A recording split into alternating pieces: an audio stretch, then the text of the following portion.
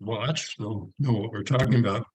We've got the privilege of hearing from Jon Darkow today up in your upper left there, if your screen is lit out the way mine is. Jon has taught a variety of biology courses at the high school and college level for the past 18 years at Seneca East High School and in and through Bowling Green State University. Currently, Jon teaches advanced placement biology, anatomy and physiology, biology, and physics.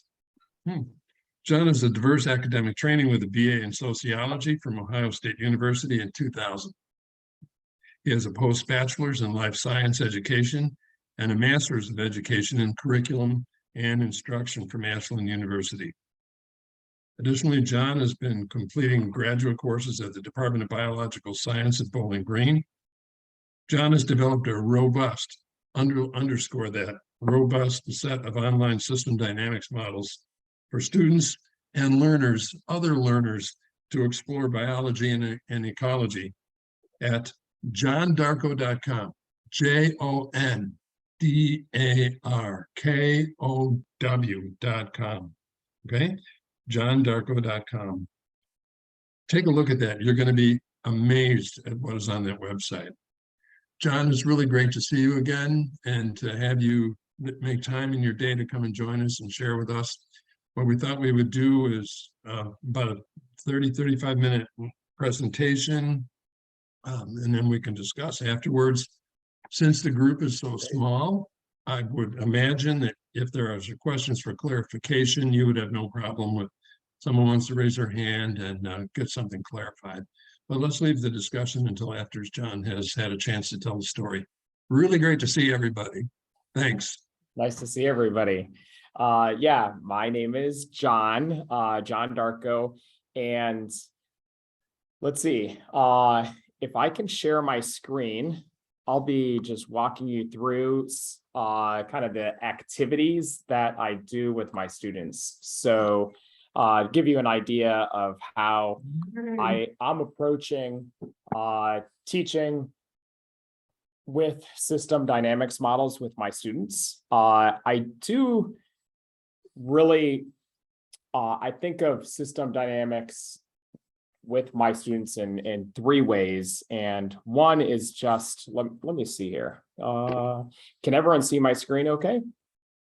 Yep. Yeah, you could put it in presentation mode and then we would just see the main slide instead of all the others. Okay, I'm not going to put it in presentation mode just because I'm going to be going to several other documents. And okay, no problem. If that's okay. Yeah. Okay, yeah, so one is just having students use my system dynamics model, and that is the main way my students are using system dynamics in my room. Is they just have access to my simulations, and I'll be going through that. That's the main way. Also, I'll have students kind of modify models and draw out stock and flow models is a big part of my classroom over the past few years. And then my students will also build system dynamics models to a lesser degree. So it kind of goes in that order. Let me see here. So what is the goal of this kind of presentation I have is I want to have students carry out investigations. And I think system dynamics, specifically the simulations that students can play with, offer a nice opportunity for students to just explore models. And rather than just reading diagrams or reading text, they can actually manipulate and see behavior over time graphs and run experiments. So they're investigating. Secondly, I want them to look at models as representations of systems, as a model is not just one thing. They often think of a model as being some kind of diagram in a textbook rather than an equation or a computer model. And I want them to kind of transition and re-represent between different types of models to kind of activate different visions and viewpoints of what is actually happening in any given system. Thirdly, just how we can teach these behaviors of dynamic systems, because in biology, biological systems are dynamic systems and they aren't just linear relationships. And having students understand how those dynamic nonlinear relationships emerge, I think is really important to really understanding what biology is these, self-regulating systems and so forth. And then lastly, I want them to understand science in its kind of idealized way as a way to design critical experiments. And I'll go through that. So to start off, I'm going to go through my teaching strategies.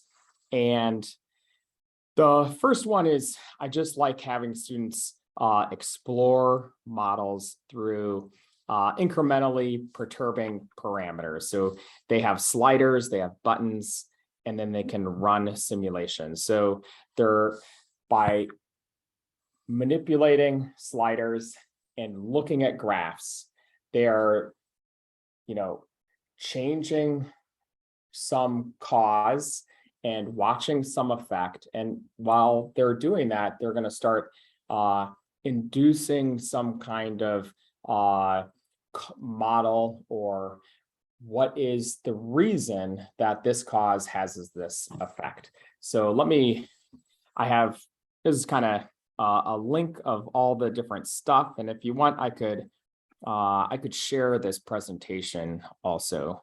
So you have these links, but let me just show you.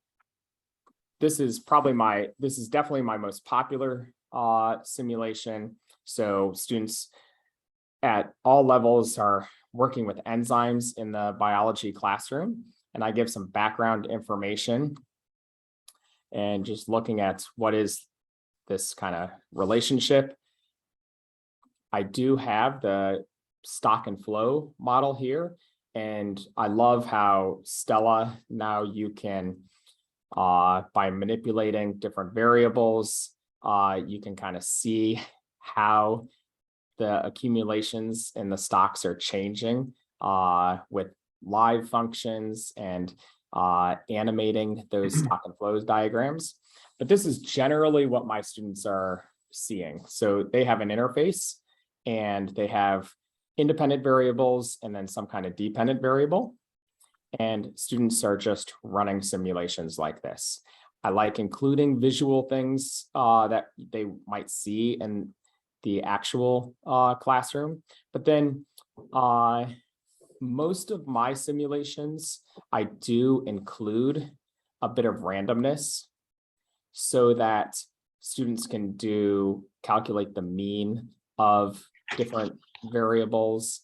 They can do standard deviation, standard error, and so they can do statistics on it. And so they see that kind of natural variation. But then you can manipulate different variables. And as they do that, they can see, what's happening there? And so they can start seeing these different relationships. They can run, I try to do stuff so they can have like positive and negative controls in the experiments. I think that's important. So here, let's just take the enzyme out altogether versus adding the enzyme. How does that change the experiment? All right. And let me show you some of the kind of documents I would have my students work through with the simulation. So here's just pre-lab questions. So what I do often is, it's amazing. Let's see if I can move this. When you think about this is, in terms of a simulation, this has just 4 factors, right? And then I'm just measuring glucose concentration over here. But in doing so, just the number of different experiments that could actually be done is huge, right? Students could vary this by a number of different elements. Now here I just have one output, but there's really many, many different experiments they could do. They could just manipulate one of these at a time or two at a time. This gives me a great opportunity to interject all kinds of what are good scientific practices. So students at first will want to just manipulate as much as possible. And I back them up to let them know that, remember, in good science, you only manipulate one variable at a time and see the effects. That way, you know what is, or you have a better idea what might be the cause of any effect you might see. So using simulations, I see with this kind of experimental approach where students are running virtual experiments as a great way for just practicing the skill of science, designing experiments. It allows me to intervene. So when we actually do experiments, they've had lots of practice with, using pipettes and measuring different solutions and microscopes and so forth. But they also have the practice with simulations of running good experimental designs, which, like an airplane pilot is running simulations and flight simulators. Okay, so what I often do then is, because they can manipulate different things, I'll have like one group test temperature, another group test pH, and another group test, no, I don't have this one on here. There's another document like this I have where they'll test the substrate concentration, and they'll run experiments, they'll calculate the mean, standard error, and then they'll graph the results. A big thing I like students to do is create bar graphs from these behavior over time graphs, so that they're transforming the data to make it more meaningful to their particular experiment. And let's see. So that's one way. Another way they could use this simulation is, let me scroll through here. So I give them this kind of hypothetical data here, and can they make sense of this data? Can they create a data model? Like, so for example, this data here, this best fit line, this best fit line, and this best fit line all have the same R squared value. And so students will, when they get a scatter plot of data, often will just kind of click through Excel or Google Sheets and see, well, whatever best fit line has the biggest R squared value, that must be right. And that's just a poor way to think about how the model is. The model should make sense in terms of like what's physically happening. And they'll use the simulations to kind of create understanding, but then try to justify why the model makes sense. Okay. And another way they will re-represent data is, they'll often do this with whiteboards in the classroom in groups or on paper. But during COVID, we did a lot with like Google Sheets online.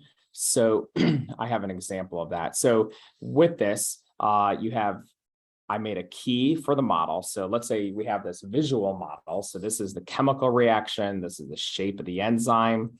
You have lactose, galactose, and glucose. And then I say, all right, well, these are the initial conditions of the simulation. So if I go back to the simulation and reset, those are the initial conditions we have. And when we run it, we get these results. And this would be a picture of what is happening, or a diagram of what's actually happening at those initial conditions. So then what I had students do, and this is an example of students' work, is they didn't have these pictures here. I said, change the drawings by deleting. So I just had kind of these shapes here. And by drawing and adding and deleting shapes. So then, well, what happens if we reduce the initial lactose from 500 to 100? And so this is what a student did. They just put less lactose in, which is right, which then showed that there would be less glucose. And so, and then they would graph that, or sorry, they would run simulations of that and see if that's the case. So they're kind of going back and forth between these diagrams and then re-representing the data that they're getting from the simulation. I'll just go through a couple. So here's adding more lactose. Here they raised the temperature to 55 degrees Celsius, and this was great. What the student did is show that the Y, let me just run a simulation to show you. So I'll reset it back to initial conditions. Here's at, I think that was 25. I'll go up to 55 and run. And so there's, and I'll do this several times. And so students will then say, okay, well, why was it less? And they made the assumption that the enzyme was changing shape or denaturing that at that time. So it's another way of looking at the experiment and then re-representing that data. All right. Let's see here. So another way I like to do so that first way is just kids playing around and re-representing models. Another thing is behavior over time graphs, which is fantastic and really gets at the heart of kind of interpreting graphs. Students, I'm always surprised that how they don't read graphs or misunderstand what's being graphed. So it's a great way to reintroduce how to read graphs and how to interpret graphs and just predict the effects. So what actually is happening. Let me show you. So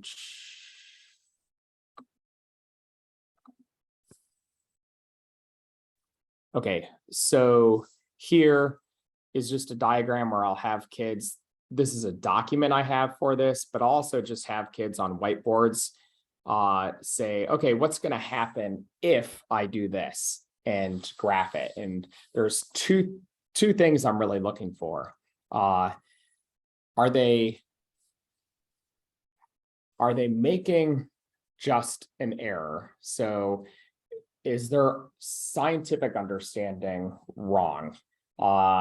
Which I'm actually comfortable with that. If they make a scientific reasoning error in their graph, that's okay because we can correct that. But then another kind of error I see is students will also explain their graph. And that's where it gets really interesting, but also a harder conversation is when they said, okay, I think glucose will go up. And so then they draw glucose going down, which doesn't make any, it doesn't make sense. So it's not even coherent what they're doing. And so I'm looking for both, does it match with current scientific understanding and is it coherent? Let me give you an example of that. So I have this cellular respiration accounting model. So just to give you some idea, we have the mitochondria and let's see, target system. So basically what I'm looking at is the metabolism of 1 mole of glucose, what's going to happen. And there's,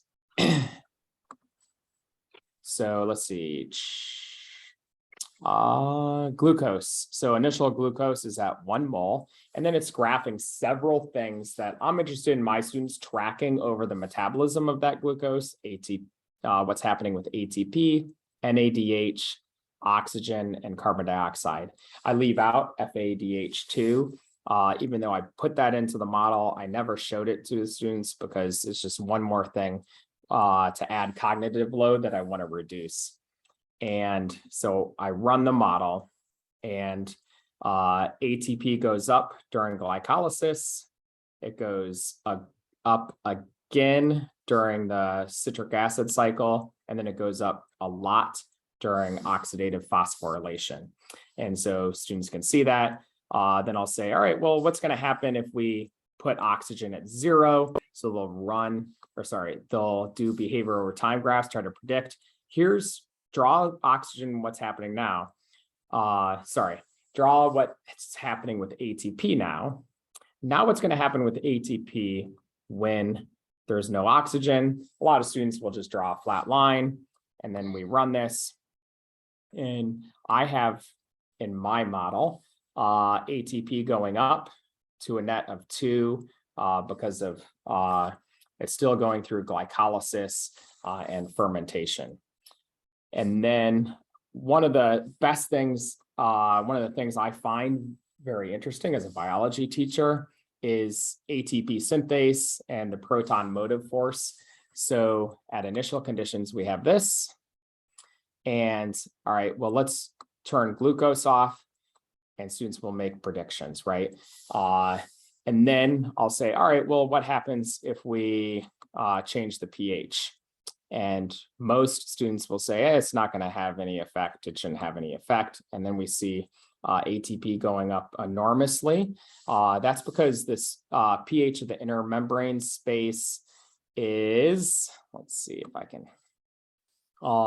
So that's the inner membrane space. So if we have a lot of protons there from a lower pH, there's more opportunity for those protons to diffuse through ATP synthase. And we're going to get more production of ATP from that rotation of the ATP synthase.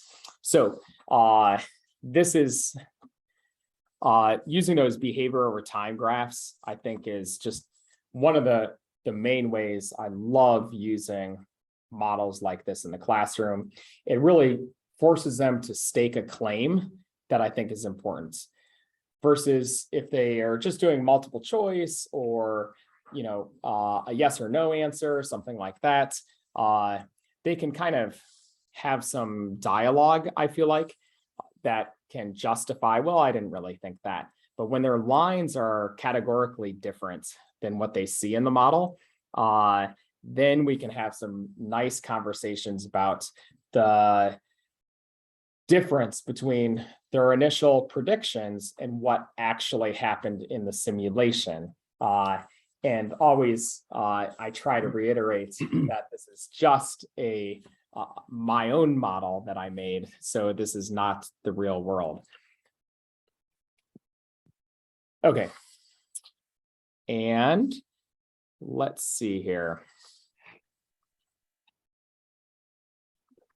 Could I ask a question at this point? Please do. Yes. You showed us a really simple little model, but what you just described to us must require a bit more of a model than what you showed us earlier. Yes. So the cellular respiration model is definitely more complex than the enzyme model, for sure. The enzyme model has just 2 stocks with one flow going in it, and that's it. There's some variables for pH and temperature and substrate concentration, but that's a super simple model. The cellular respiration model is very much more complex. I would have guessed. That's why I asked about. Yeah. What you're describing is pretty interesting, but it's not a trivial set of processes at play. No, it is not. Nope. Okay, thank you. Yeah, you're welcome. Any other questions at this point? Okay. Lots of comments, but I'll hold it to the end. Okay, great. And let's see. So behavior time graphs, designing controlled experiments, I kind of hinted at. I do want to show one other thing. Let's see. So when I am teaching students, I have this kind of teaching target, what I want. Well, students at any system, whether it's cellular respiration or evolution by natural selection, they have a bunch of questions about it. And then I made a model beforehand that answered certain questions, or I tried to answer certain questions, but oftentimes the student questions and don't always can't be answered by the simulation. So I try to show students this particular Venn diagram that, yeah, my simulation sometimes answers a lot of questions, but it's not going to answer all your questions. So when students are designing experiments, I want them to understand that I want their questions to try to be answerable by the simulation. So they have to kind of limit their questions to things that can actually be answered by the simulation. And that takes some time and development of the student also. Okay. And one of the more interesting things I've been exploring recently is this idea of a critical experiment. Here's just different dynamic behaviors that I show students. By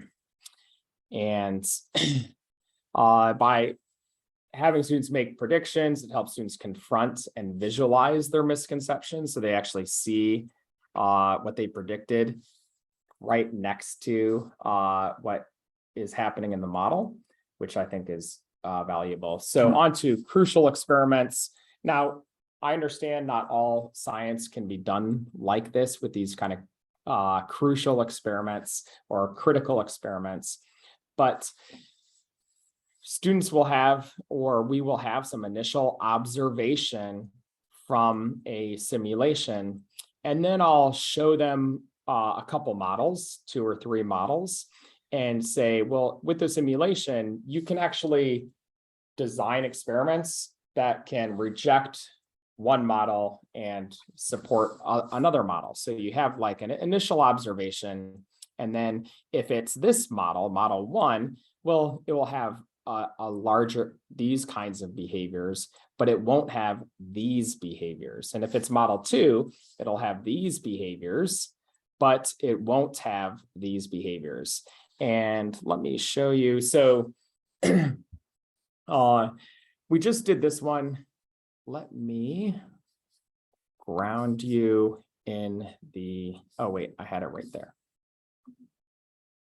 So this one, I'm teaching about how different molecules get transported across the cell membrane, and I use the beta cells of the pancreas to help understand how different molecules get transported. So just generally, from my understanding, I'm showing them kind of a signal transduction system of how glucose then leads to insulin secretion. And so what they do is kind of look at each of these transports. So how is glucose getting in the cell? How are potassium ions going in and out of the cell? How are calcium ions going in and out of the cell? And how is insulin being secreted? And what I did with this one is I broke it down. I have like this complete model, which is way overwhelming for students, too many controls. So I try to reduce cognitive load to let them answer some questions a little bit at a time. And there we go.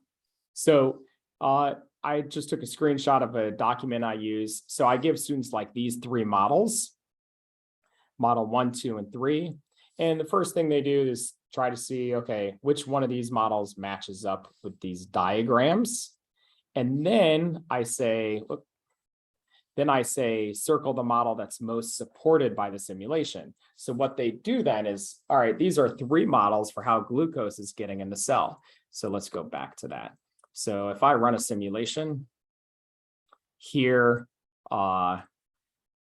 glucose in the blood is the red line. the blue line is glucose in the beta cell, and that's what we're interested in. So if I bump up glucose here, well, glucose does go into the cell, and then it goes back down again. And the main part I tell students to be interested in is glucose going in the cell? Yes, it is. So they see that here, in all cases, glucose is going into the cell. So that is this kind of common observation.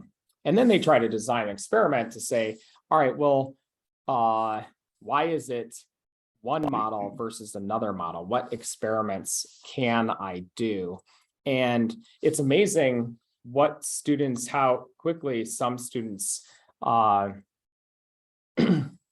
can catch on and design experiments. And then what I think is I do this with AP biology. So these are juniors and seniors, like 17 and 18-year-olds for the most part.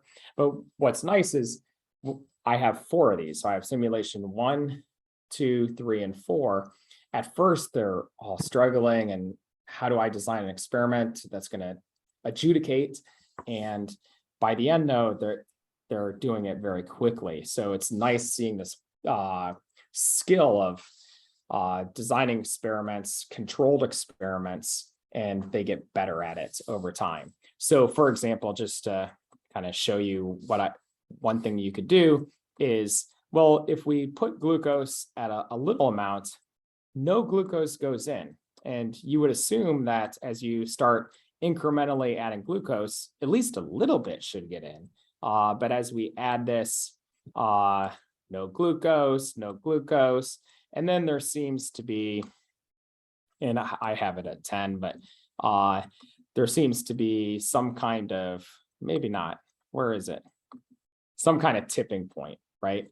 And what I'm trying to show is glucose has to bind to a receptor. So you have to have enough glucose around to at least have it bind to a receptor site on the glucose channel. And there's some evidence that this is how glucose is being transported through GLUT2, from my understanding. Real quick, I'm going to wrap up here. Here's potassium.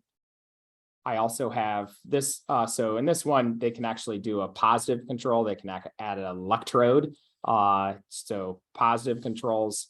Here's another scientific practice where really this model here and this model here are identical, except this one has a G protein. And there's no evidence that there's a G protein in my simulation. So I introduced Occam's razor that there's no reason to introduce complicated factors if you can explain it by something more simply.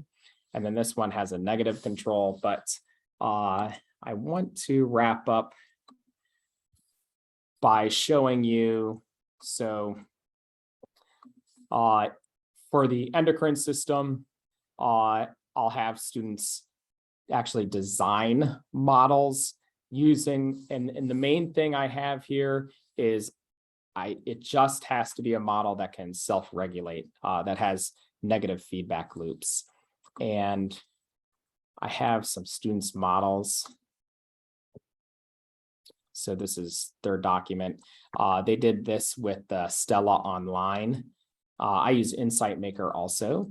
But here they had blood volume and renin, and here's the model that they made. And I have different things in the rubric, but this is a nice student model that does that. And where's, I think it was, let's try that. Oh yeah. So this girl made this model of, what is this? Glucose and insulin, and we can run the model and the model works, which is nice. And she included a bunch of stuff that was not required, but she kind of showed how glucose gets stored in the liver and then gets back released. So really interesting things, and see students not just start, you can I go around the classroom and kind of intervene with, is this good structure or is this poor structure? what can you do? But in addition to that, you see students' creativity come out in with computational models, which to me just blows my mind a little bit. But let's see, I think I will stop there.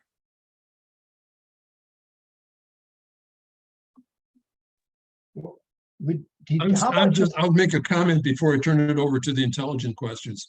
I'm sitting here thinking, Jon teaches advanced placement, right? What I need is severely delayed placement and about a semester worth of a biology course to make up for what I missed in 1963 when I was a sophomore. That's fantastic stuff, Jon. Great, thank you. Okay, you guys can talk now. I know Ed has lots to say, but I'll sneak something in before he takes over, which is how much have these students learned about things like co-flows and stocks versus auxiliaries? So they got to, in other words, how much material do they have to work with to create their models? I'll stop there.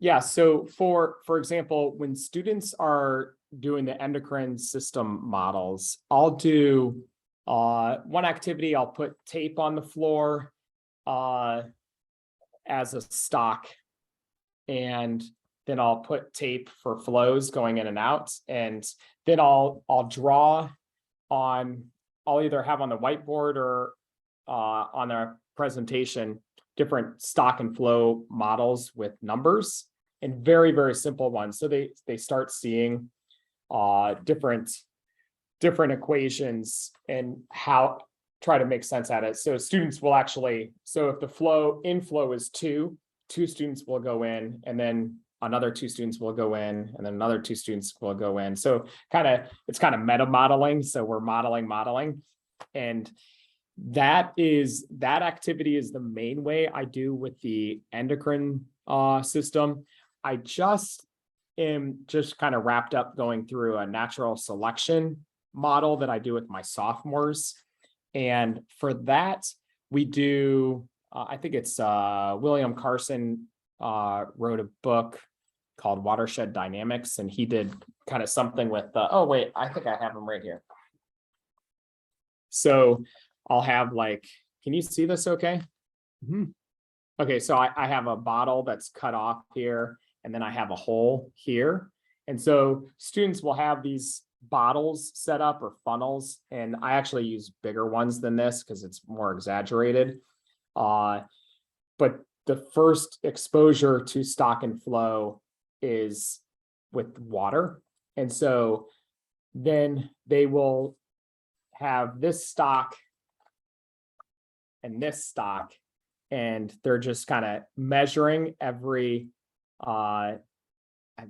every 10 milliliters, how much time passed. So then they start, then I'll show them the stock and flow diagram for this, and showing them what are stocks, what is the flow, and then what kind of things would actually modify the rate of the flow. So the rate of going from this stock to this stock. So several different ways. Overall, though, I will draw throughout my classes stock and flow diagrams without any numbers attached to them, as just a way to teach about biology. So it's not the only time they're seeing stock and flows. And then I don't use the name auxiliary. I think I use variable, but just I have calculator.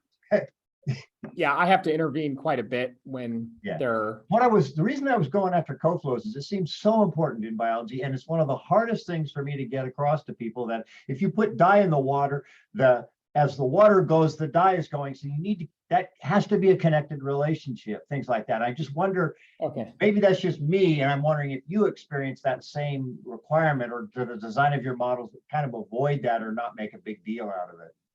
Because I might not understand biology well enough to know how important it is in biology. I just know it's important in some other classes of models, and I was curious about that. Yeah, I don't spend too much time on it. I'm just amazed when students can design any model that resembles something that is trying to try to get it close to a valid model. Since Wayne, yeah, I'd like to kind of follow up or kind of expand on Wayne's question a little bit. How much time, so are you seeing the same kids coming through several of your different classes so that they've had some experience with this? That's kind of one question. And the other related is when they're a newcomer, how do you, I mean, you described how you get them started, but how much time does it take for them to, you're not, this is not a modeling class, it's a biology class or physics class, whatever it is, but you're getting a hell of a lot done here as far as the modeling is concerned also. I'm kind of curious how you make that happen. Yeah, I honestly, how much time it takes. Yeah. So I will spend time throughout the year going just what are stocks and flows as without any quantities. So that I think lays a nice foundation, and they see it, every unit you can describe some physiological thing in terms of stocks and flows. So that part they kind of get. The actual prep work with using a program like Insight Maker, I usually will I'll have some introductory activities where I'm showing them how to model something. So it's just kind of step through step, follow me as we go along and build this, or add connectors to make this model work. And I honestly try not to take up too much class time with that. I will devote about 2 class periods, 2 50-minute class periods to that. And then we'll start getting into the modeling and just try to intervene the kids because some kids will catch on real quick, other kids will take longer. And so I can spend more time with the kids that are struggling. I think, so to answer your first question, yes and no. Some of the students I see multiple times and some I don't. So I assume every time I do something like designing system dynamics models, I'm assuming that they have not seen me before or that they forgot everything. So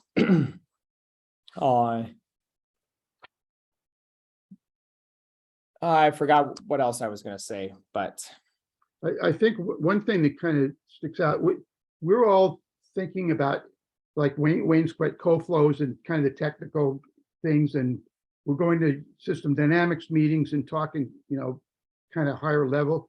We might be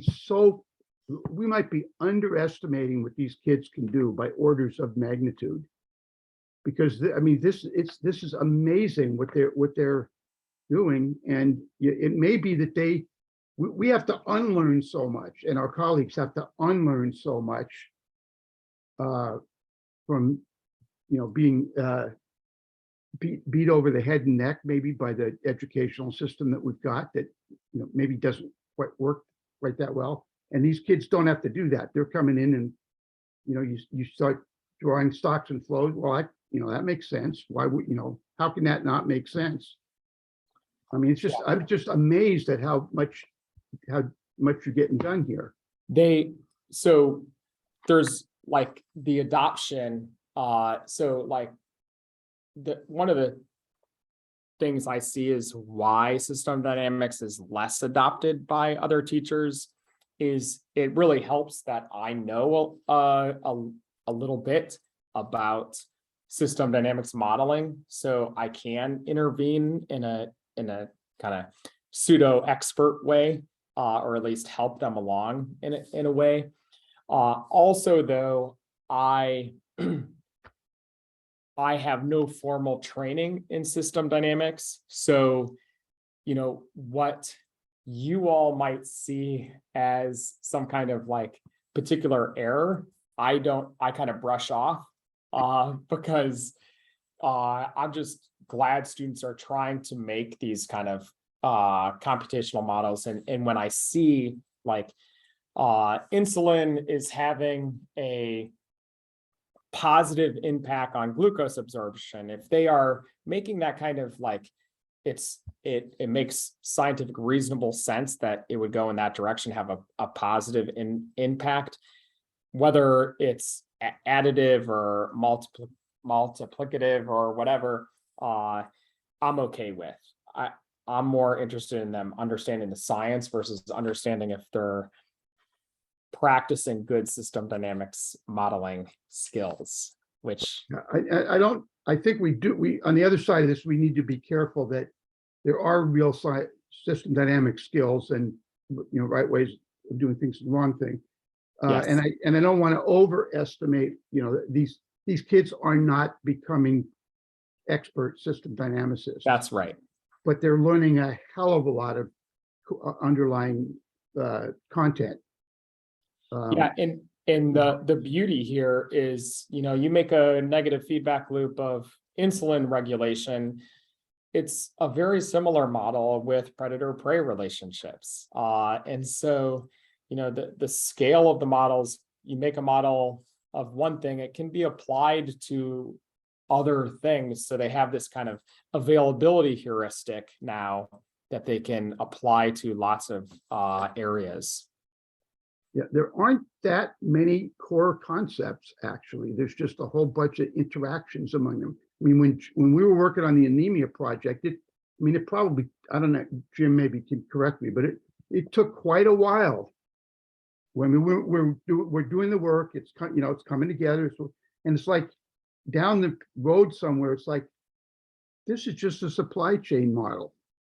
I mean, this is the beer game with EPO and red blood cells, I mean, literally, and actually the Jim's mentioned this before, the doctor that we were working with, or that was kind of supervising, the clinic, he ended up giving a talk to the other docs, and he talked about, what was it, putting cornflakes on, getting cornflakes delivered to Walmart to put on the shelf. I mean, we never even talked to him about supply chains, and he just came up with that on his own. I mean, it's amazing. But when the generic, the overlap, or you see a structure here, and then you get to some other project, it's like, well, the structure looks pretty similar. Well, that's because it's the same friggin' model. It is the same underlying concept. Yeah, and that's something I like to stress is, we have genes have diversity and there's species diversity, but there's also like just how things are interacting have some diversity. But with that diversity, there's also like commonality that we see too. And so trying to show that this model is like that model, I think is great for kids, and can be applied throughout all kinds of fields, not just pure science fields. I've got a whole bunch of questions, but I think I'll shut up for a couple of minutes and let the other people, and I'll get back to you if I will definitely get back to you, but Great. Anybody else, if nobody else has questions, I've got more, but I want In a second, maybe they might conjure something up. Wayne made a comment about learning from each other, students learning from each other. Yeah, so I will definitely have students work in groups. I generally have kids work in groups of 3 especially when at that beginning stage, when students, so when we're talking about students actually creating models or modifying system dynamics models, it becomes super important in groups to see, oh, how did you do that? Because mine looks like Mr. Darkow's, but when I run it, I see an error, and they can kind of help each other through just kind of the technical part of how to use the software and help each other out in that respect. When we're doing like just working with simulations also, I generally have students work in groups of 2 or 3, and I will have just one student have their computer out. The other 2 kids do not have their computers out. And so so I assign roles also. So I have the person that has the computer is the driver, but they are not the navigator. So someone else is the navigator. And so the person using their computer can't just click and run simulations and adjust sliders. They can only do that if the navigator tells them what to do. So it kind of forces them to follow along with each other. That's good. That's good.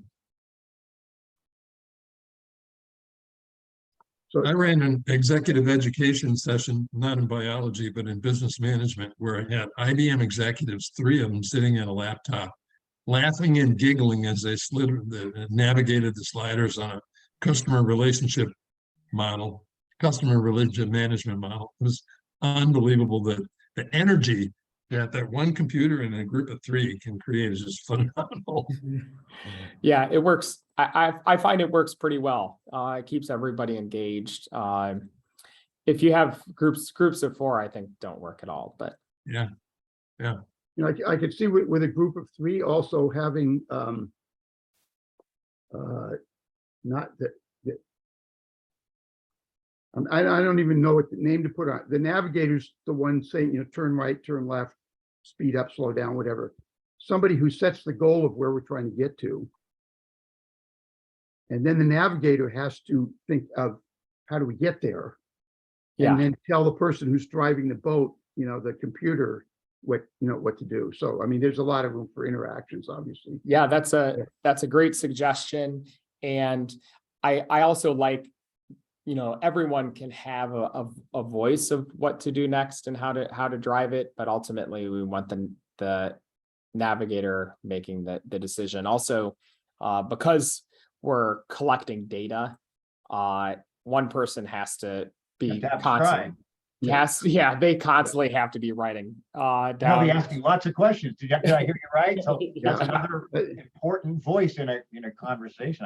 I can see why the 3 is the right way to do it. That you get people palling up or something. You know, you need someone who says, "Well, wait a second." Yeah, hold on. Hold on. Yeah. Exactly. And you know, when they're doing that, it uncovers a lot of things they never even thought about. Like, all right, so we did this and we're collecting data this way, but now it doesn't make sense how we're collecting data. So then they have to go back and do everything over again in a more thoughtful way, which that's absolutely a real world. That's not just a classroom exercise. Right. Again, going back to the anemia project, when Jim and I first started talking about it, I was asking, like, well, how often are they connecting or collecting data? And as I mentioned to him, I don't know how often we need to collect it. The modeling process will tell us that as we're going along, because if you're getting the data too infrequently, you can't follow the trajectory. And on the other hand, you don't need to get it 4 or 5 times more frequently because it costs money to get data. So there is a sweet spot in there. Yeah, and in a high school science classroom, you know, you can run with these simulations, you can run lots of experiments over and over again, not worry about the cost of supplies or time as much. Yeah, but you know, actually I don't know if you'd ever have time for this, but another interesting exercise is to charge them for every data point that they collect. Like so that there's an advantage to them coming up with the right amount of data to get the answer you're trying to get to. I have tried that before. That might be kind of beyond the biology, I guess, but I have tried that before where I forget the scenario I made, but it was like you have a $1,000 grant and you know, each supply costs this amount of money. Yeah, I did try that before. It was hard for me to control though, because you know, they can just hit the reset button and I wouldn't notice, but Yeah, right. Right. Yeah. And I got a question of your boundary conditions that you brought up the Venn diagram. Yeah. And I'm not sure how kind of exactly how you go about that, but you do want to restrict, you want to focus on questions that are within the scope of the model or within the ability of the model to, in that classroom with, the information you've got. On the other hand, you don't want to ignore the that if the students are coming up with questions that aren't within the model, but they're very relevant to the biology, that's pretty important also. Absolutely. So two things I often try to do as we debrief over the simulation is, one, how is the model that I made invalid, which is hard for them to kind of pick out those things of how is my model wrong, because I know more about the science than they do. So they often won't find too many of those, but they have. And then the other is, what is this model not answering about, enzymes or about glucose and insulin? And that's a great example. We just did that one. And so like the model doesn't even talk about the negative feedback loop, that the insulin secretion is actually reducing glucose in the blood. And so, and that's super important, right? In terms of the class that I'm teaching it in. So I think that's what you're getting at, is trying not to kill the wonder, right? Yeah. And John, did you see Wayne's comment? Let's see. Wonderful work. I need to head to see a student I'm advising. What an excellent presentation. Great. So he had to scoot. No worries. so I ran across a quote just recently that in school, we rewarded for having the answer, not for asking a good question. And that is something that this approach is so different from that. Yeah. Yeah. And, if like with that cellular respiration model is a good example. I have, 5 or 6 sliders, a button, and then they're graphing there's 4 things being graphed. Well, the number of questions just within the model that they can ask is enormous. So it does actually give them a good opportunity to ask not an infinite number, but the actual number of questions by compounding the different variables there's tens of thousands of different questions they could potentially ask just with that. Yeah. Well, I see it's near the top of the hour, but I'm wondering, Gary, Osgood, anything on your mind you wanted to add to the meeting or anything? Good to see you. Yeah, I really enjoyed the presentation. The only biological modeling I've done is kind of at the population health level, which I've done quite a bit of. But years ago, I was working with a group that was looking at the acceptance of a physics curriculum called active physics at the high school level, which focused on using things kids were interested in, like driving and music and so on, as ways of teaching physics. And I worked with them to develop a set of simulators that, around things like driving, how fast can you drive around a curve? What happens, when there are collisions, things like that. And, just being able to use simulation again around something kids were interested in, but you didn't want them actually trying that stuff out in real cars. Yeah. It was exciting to the kids and really engaged their attention. And the diagrams I used were more like conceptual systems diagrams. I didn't get into stock and flow at all, especially for teachers that didn't have the system dynamics background but wanted to be able to illustrate the dynamic phenomena. And then there was another simulation around home energy conservation. And so there were a lot of different variables in terms of even, what part of the country you were in, and different environmental conditions, but then also a lot of design sliders around insulation and efficiency of heating systems and things like that. So again, a lot of different variables kids could play with and get a sense, especially I think, it's of course a good idea to have them experiment with one thing at a time to understand the effect of each variable on the system, but then to also in a dynamic system look at how things interact with each other and try a couple of things at once. That's typically the important lesson I find with adults. They tend to focus on one strategy. Well, let's do this to the system and it's going to solve the whole problem, when in fact they're typically creating new problems if they take that view.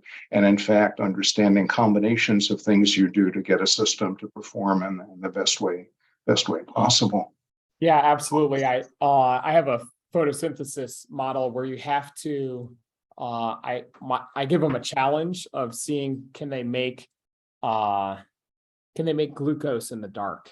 And with that, they need to, if they have CO2 and ATP, and then also a molecule called NADPH, then it can happen.